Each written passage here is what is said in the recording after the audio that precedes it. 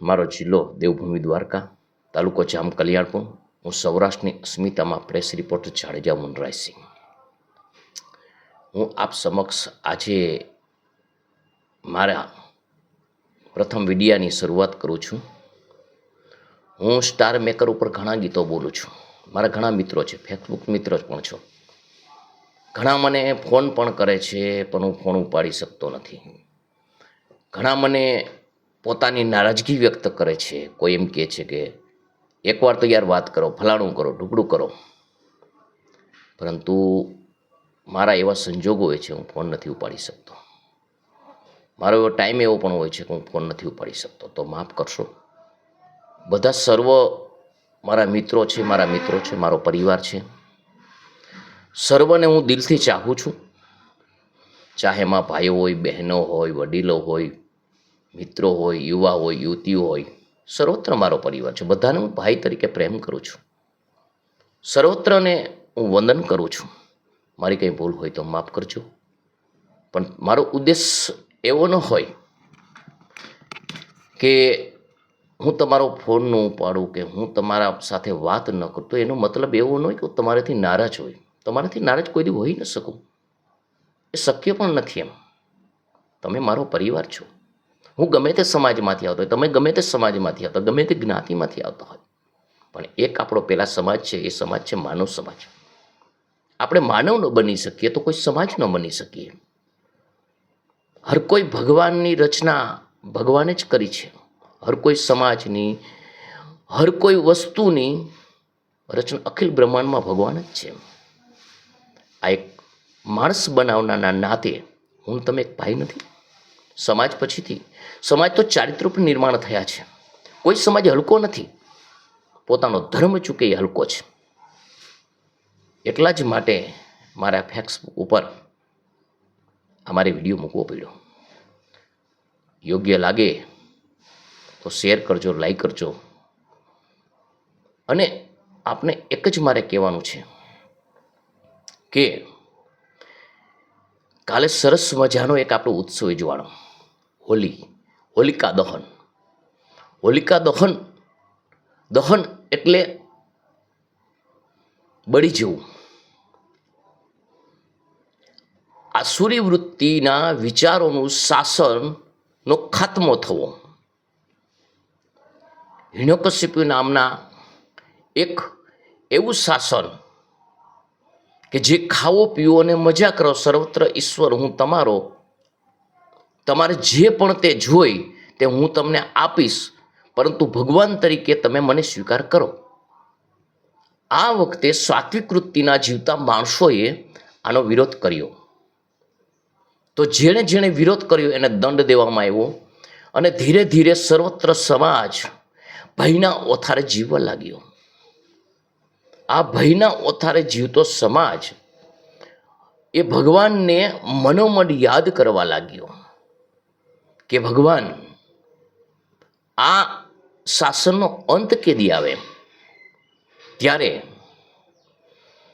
એ હિરણ્યકશિપુ નામના જે શાસકનો જે રાજા હતો, હિરણ્યકશિપુ, એણે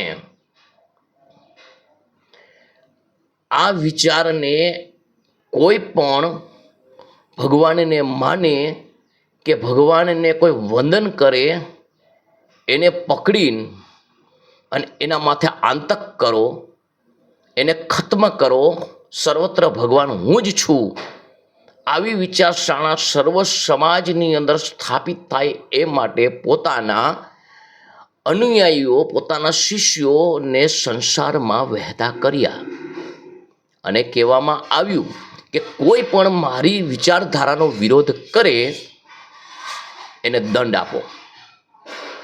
ત્યારે હિરણ્યકશિપુ નામના જે શાસક છે, જે રાજા છે, તેના પોતાના જ પત્ની એ સાત્વિક વૃત્તિના હતા. એને અંદરથી ડંખવા લાગ્યું કે ખરેખર આવું તો ન હોવું જોઈએ. એણે એના પતિને પણ કહ્યું, હિરણ્યકશિપુને કહ્યું કે તમે એમ કહો છો કે આ શાસન હું જ ચલાવું છું, તો મને ને તમને બનાવનાર પણ કોઈ શક્તિ છે.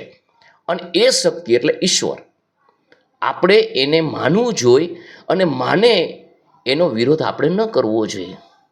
તો એને પણ એ જ કરવામાં આવ્યું, જે કે પોતાના શાસનની અંદર પ્રજા પ્રત્યે વ્યવહાર થતો હતો એ જ વ્યવહાર કરીને એને પણ ચૂપ કરવામાં આવ્યું.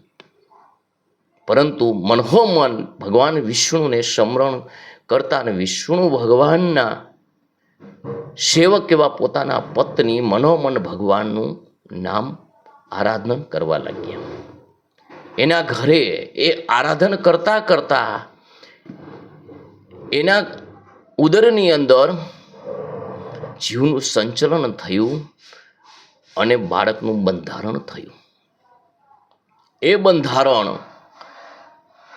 જ્યારે આ સૃષ્ટિ ઉપર પ્રગટ થયું એનું જ નામ પ્રહલાદ. આ પ્રહલાદ ભગવાનના વિચારોને અનુસરવા વાળો એક વ્યક્તિ હતો અને બાળપણની અંદર ભગવાનના જે વિચારો વાગોળતો, પરંતુ બાળક બુદ્ધિ હોવાના કારણે પોતાના પિતાએ એમ કહ્યું કે આ સર્વત્ર શાસન ચાલે છે એનો ભગવાન હું જ છું, બીજું કોઈ છે જ નહીં. એટલે તમે આ વસ્તુ મૂકીને અને તમે આપણા શાસનની અંદર તમારે એક જવાબદારી સંભાળવાની છે કે કોઈ પણ ભગવાનનું ભજન કરતો ન હોવો જોઈએ. પ્રહલાદને ક્ષણિક વિચાર આવ્યો કે ચાલો જોઈ લઈએ. અને નગર ચર્ચામાં ફરતા ફરતા એક પ્રજાપતિ પોતાનો નિંભાણો પાકે છે, એમાં જુએ છે કે આ ભગવાનનું સ્મરણ કરતા કરતા નિંભાણો જગી ગયો છે અને અંદર મીંદડીના બચ્ચા રહી ગયા છે. એને થયું કે હવે ભગવાન કરે તે ખરું. ત્યારે એને પૂછવામાં આવે છે તમે કોનું સ્મરણ કરો છો? ત્યારે કે છે અમે ઈશ્વરનું સ્મરણ કરીએ. કેમ કે નિંભાણાની અંદર ભગવાન, આમાં રાજકુમાર, આમાં બચ્ચા રહી ગયા છે, મીંદડીના બચ્ચા છે અને એ બચ્ચા બળી જશે. હવે નિંભાણો વિખાય નહીં, આ જલી ગયો છે ને હવે યાદ આવ્યું છે, શું કરવું એમ? તો તમે કેને સ્મરણ કરો છો? મારા બાપુજીનું કે ભગવાનને? ઈશ્વરને સ્મરણ કરી છે. એ ઈશ્વર એટલે કોણ? તો કે આપણું, મારું ને તમારું બધાનું સંચાલન સૃષ્ટિનો કરતો, હરેક જ્ઞાતિ હરેક સમાજનું સર્વત્ર શુભ ઈચ્છતો ભગવાન વિષ્ણુનું યાદ કરું છું. અને આવી રીતે ભગવાનનું સ્મરણ કરતા તો કે આવું બનશે ખરું?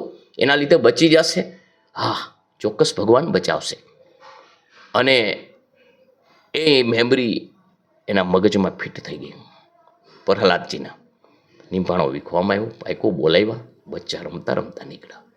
પ્રહલાદને અંદરથી જાગૃત થયું, માતાના ઉદરના સંસ્કાર જાગૃત થયા અને કહ્યું કે નહીં, સર્વત્ર ભગવાન જ છે, વિષ્ણુ જ છે. ઓમ નમઃ ભગવતી વાસુદેવાય. અને આવું સરસ મજાનું સૂત્ર અપનાવી લીધું. પ્રહલાદજી વિષ્ણુને યાદ કરવા લાગ્યા અને હિરણ્યકશ્યપે કીધું કે જાઓ. ત્યારે વિરોધ કરવામાં આવ્યો.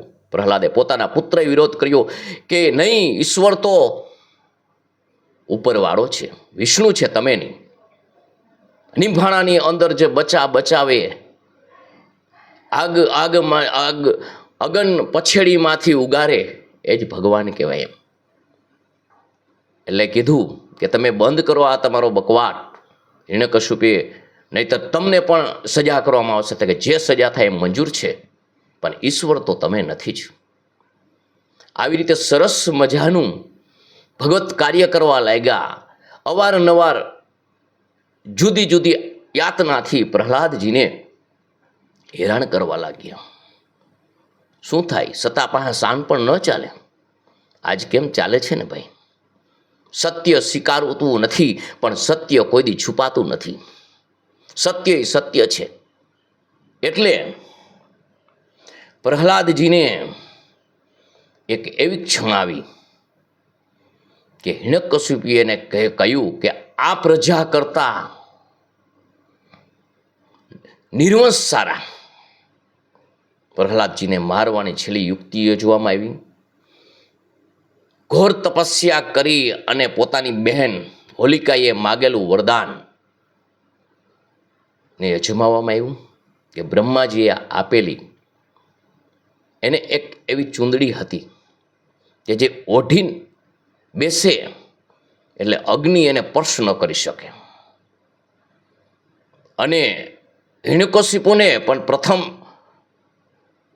ભયંકર તપ કરીને અને બ્રહ્મા પાસે વરદાન માગેલું હતું કે રાત્રિએ ન મરવું, દિવસે ન મરવું, ઉપર ન મરવું, નીચે ન મરવું, અંદર ન મરવું, બહાર ન મરવું, સુકાયેલાથી ન મરવું, લીલાથી ન મરવું, અસ્ત્રથી ન મરવું, શસ્ત્રથી ન મરવું, શાસ્ત્રથી મરવું, ના સૂત્રથી મરવું.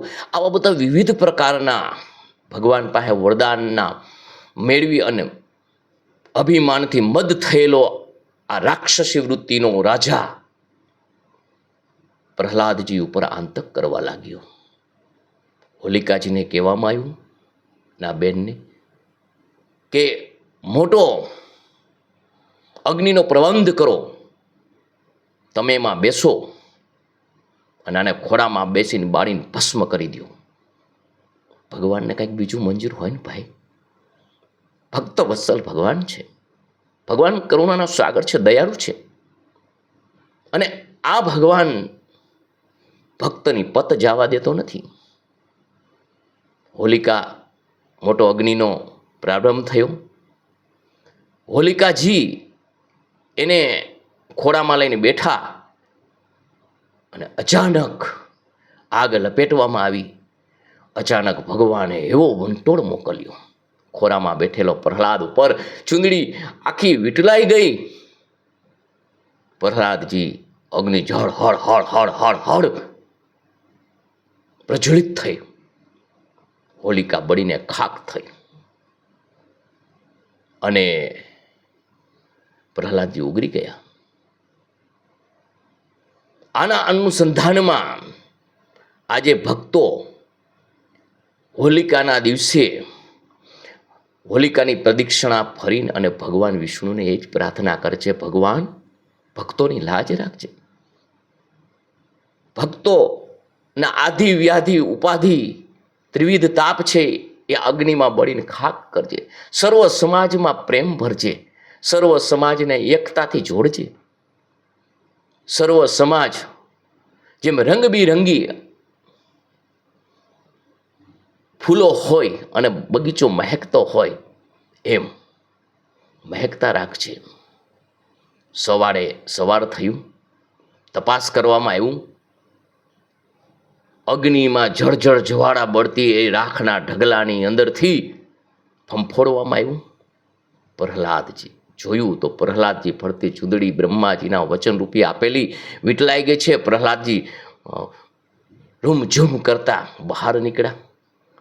હે વિષ્ણુ, હે વિષ્ણુ, હે ત્રિલોકના નાથ, ઓમ નમઃ ભગવતી વાસુદેવાય નાદથી ગુંજન કરવા લાગ્યા. રાક્ષસો ક્રોધિત થયા, જેમ તેમ ફાવેમ બોલવા લાગ્યા. જે હોરીના પેલા ફાક બોલતા એ રાક્ષસી વૃત્તિના માણસો એવું બોલવા લાગ્યા. જ્યારે ભક્તોએ રંગબિરંગી ગલાલ અબીલો ઉડાડ્યા. ભગવાનનો ઉપકાર માયનો. ભગવાન સાત્વિક વૃત્તિનો વિજય થયો છે. ભગવાને પત લાગી છે. એમ તો પછી ધીરે ધીરે ધીરે ધીરે હર કોઈ સમાજની અંદર ભગવાનમાં વિશ્વાસ બેસવા લાગ્યો. બીજી યુક્તિ કરી. લોખંડનો થંભ ધગાવ્યો, બતાવ્યું કે આમાં છે તારો ભગવાન. પ્રહલાદજીએ કીધું હા, એમાં પણ ભગવાન છે. અને કહેવાય છે કે જળમાં ચેતનરૂપી ભગવાન નૃસિંહ રૂપે પ્રગટા. સ્તંભ ફાટ્યો, ભગવાનનો અવતાર થયો અને હિરણ્યકશિપુ રાક્ષસને બાથમાં લઈને ઉંબરાની વચ્ચે રાખી અને પછી એના ખીચામાં રાખેલી ભગવાનને આપેલી વચન પત્રિકા કાઢીને એને કીધું કે વાંચ. હવે દિવસ છે તે કે ના, રાત્રિ છે તે કે ના, સુકાયેલું છે તે કે ના, લીલું છે તે કે ના, ઘરમાં છે તે કે ના, બહાર છે તે કે ના, ઉપર છે તે કે ના, નીચે છે તે કે ના, અસ્ત્ર છે શસ્ત્ર છે કશું નથી. તે માગેલું વચન ભગવાન ખોટું નહીં કરે. છે કાંઈ તે કે ના, નર છે તે કે ના, નારી છે તે કે ના, માનવ છે તે કે ના, દાનવ છે તે કે ના. આ સર્વત્ર કોણ છે તે કે વિચિત્ર પ્રકારનો નૃસિંહ રૂપે ભગવાને જેનું માથું સિંહનું, દેહ માનવનું નખ વાઘનોરથી ચીરી નાખ્યો. આવી આસુરી વૃત્તિનો અંત કરી ભગવાને જે ભક્તોની લાજ રાખી અને એના ઉત્સવમાં ઉજવાયેલો આ ઉત્સવ એટલે આપણી ધૂળેટી. ભક્તોએ રંગ ઉડાડ્યા, રંગબેરંગી રંગથી રહીમાં. હર કોઈ સમાજના નાત જાત ભાત વગરના એક માનવતાની નાતે બધાને વધાવ્યા. બધાએ ઉત્સવને જોરદાર ઉજવ્યો અને એ ઉત્સવ એટલે આપણી હોલિકા. રંગબેરંગી રંગોથી રંગા અને રંગોળી જેમ બને હર કોઈ સમાજ એકબીજામાં ભળી ગયા અને સમાજના એક નવું ચેતન રંગોળીનું નિર્માણ થયું. એકતાનું પ્રતીક માનવ બનાવેલો ભગવાને એક જ છે, સર્વ સમાજ એક જ છે. આવો ઉદ્દેશને અનુસરતું પર્વ એટલે આપણી ધૂળેટી. આપણે ખરેખર એવી રીતે જીવી શકીએ છીએ. હું ગમે તે સમાજમાંથી આવતો હોય પણ હું માનવ નથી તો કોઈ સમાજ નથી. માટે હરેક વ્યક્તિની મારી એક નમ્ર અરજ છે, માનવ બનજો, સમાજનો બનતા. માણસને ઉપયોગી ન થઈ શકે ને કોઈને ઉપયોગી ન થઈ શકે. ભાઈ શું લઈને આવ્યા, શું લઈને જવું છે આપણે?